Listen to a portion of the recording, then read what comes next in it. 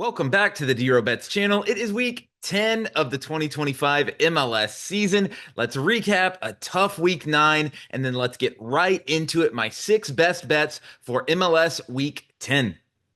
We had our first kind of rough week so far since starting the DRO Bets channel in week 9, and it was a frustrating one. We went 1-4 on our best bets.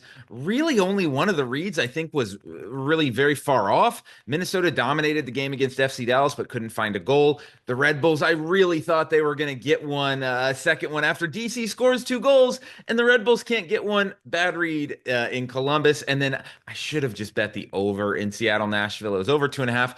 I think some of you did bet that over and you hit that. So hopefully you did, but I didn't. And then on the player prop side, we're about even there. Again, just one shot off on a couple things. We had a couple pushes, even, which I haven't really seen so far. But yeah, we've dropped a few units this week. It's been hot overall, but no worries. Let's get into week 10. I like the board. Again, I have got 6 plays this week. So let's hop into it.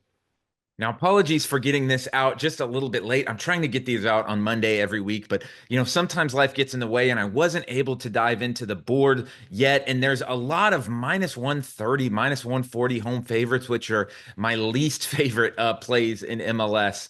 You're just not going to be profitable on that. And I feel like I probably missed the lines on some of these games, but no worries. We're going to get into our first play of the weekend, and we are going with FC Cincinnati to win and over 1.5 goals in their match against Sporting Kansas City on Saturday afternoon, coming in at -115. Now, FC Cincinnati has been on a tear. They are the hottest team in MLS right now, points-wise. They've won 4 games in a row, and the key to this is they got Evander back last week in their 3-2 win at the Chicago Fire. Simply put, you don't pay $15 million for a guy that doesn't make you pretty much the best team in MLS. He came back, he scored a goal, scored 2 goals actually, and the other key is we're seeing Matt Miazga back. He played 7 minutes 2 weeks ago. He played 45 minutes last week, and I think they're going to have the captain back starting this week, which should be a huge lift for Cincinnati.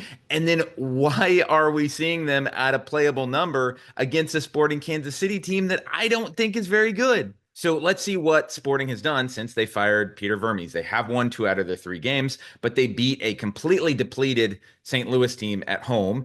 And then they lost to Portland. And then they beat a just total chaos agent, the San Jose team that we don't know what we're going to get each week. And they got destroyed on the XG, which game state and all that. But I don't think any of those wins are terribly impressive. And now they got to go to the best team in the league, in my opinion, at TQL Stadium with Evander back, with Miazga back. I debated going between FC Cincinnati -1 and the over 1.5. But this way, if it is a 2-1 game, Kansas City has scored goals recently. They've opened it up a lot. If it is a 2-1 game, we would win in this scenario versus pushing, and the numbers are pretty close together. So first play of the day is going to be FC Cincinnati to win and over 1.5 goals, coming in at -115.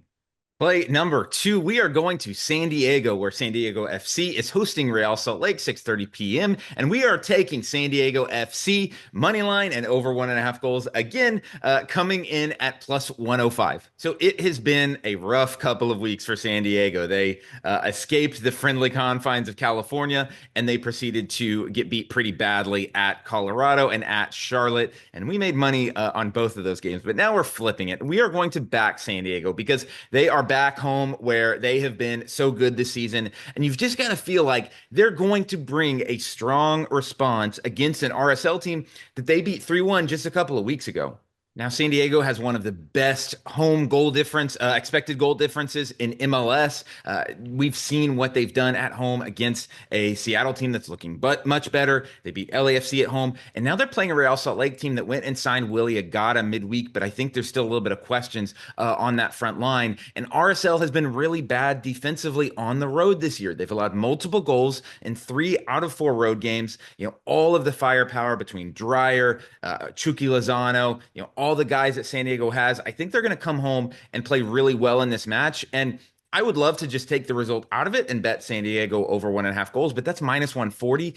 If San Diego scores 2 goals, I think they're going to win this match against an RSL team that struggled to score goals on the road. So play number 2 is going to be San Diego FC money line and over 1.5 goals, coming in at +105.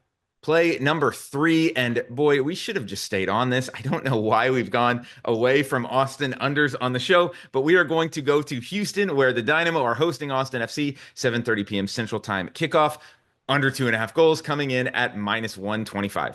It's a little bit of a steep price for an under 2.5, -125, where fluky things can bring 3 goals. But I'm just going to roll the dice on this one because still, Austin has allowed under one expected goal in 7 out of their 9 games this year. All 3 games involving these teams last year finished 1-0. And we've seen out of Houston that they kind of play to the temperature that their opponent wants to play. If their opponent opens up the game, Houston does too. If their opponent keeps it tight, that's what Houston does as well.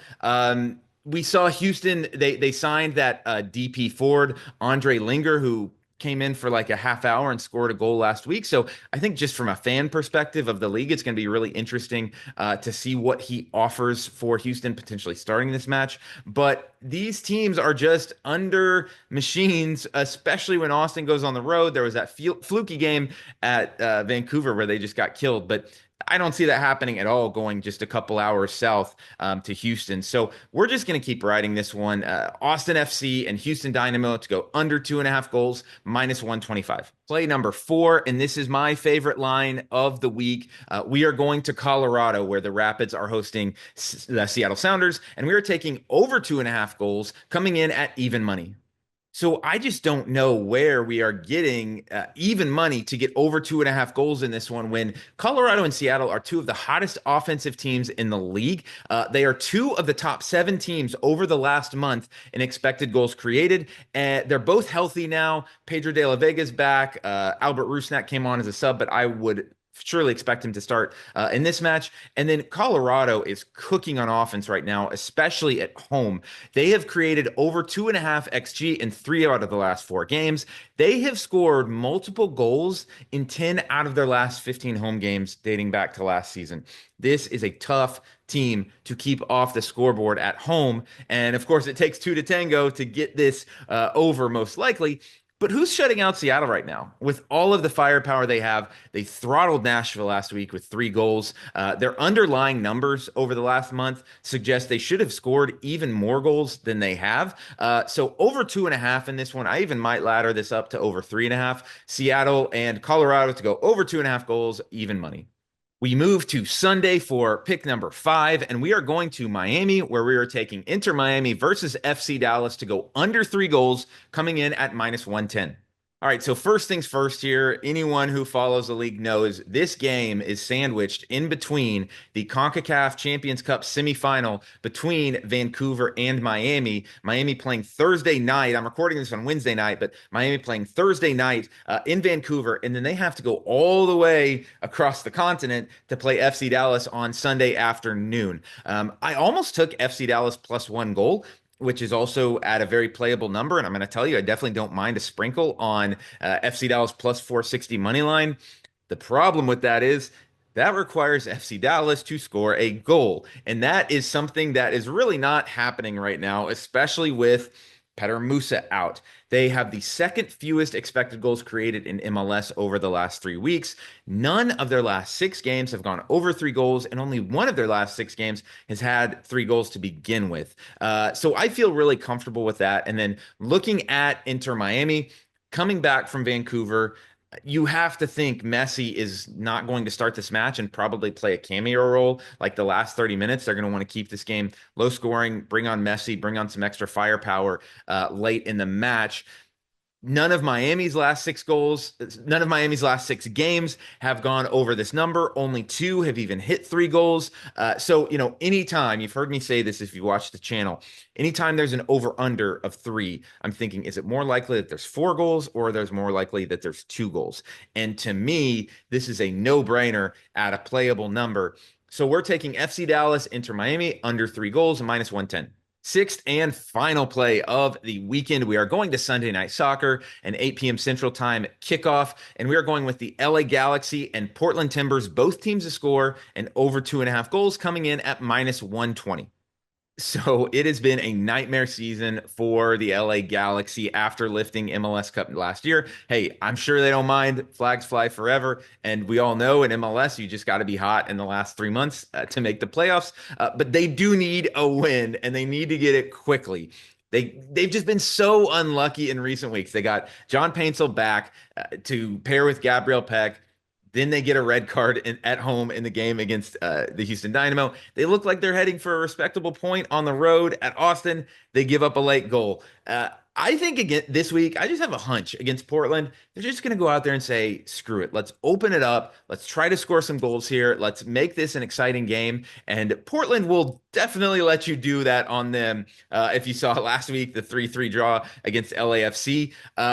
I don't think you can take too many numbers previously into account for the Galaxy because they have not had a home game where they kept 11 men on the field, where they had Peck and Paintsel in MLS. And then Marco Reus, he played 30 minutes last week. I think he should be fit, whether he starts or comes on as a sub. So it's kind of an insane number. The Galaxy money line is -115, which I would never touch that. And I almost would lean to playing Portland money line. But to be honest, I don't see how the Galaxy keep Portland off the board in this one. I think this could be like 3-1 either way. So for our sixth and final play, we're going to go with the LA Galaxy and Portland Timbers, both teams to score and over 2.5 goals. So that will do it for our best bets for week 10. Don't forget to give me the thumbs up, subscribe to the channel if you haven't already. And of course, we will be back later on this week, either Friday or Saturday morning with our player props for week 10. So thanks for watching, and we will see you later this week.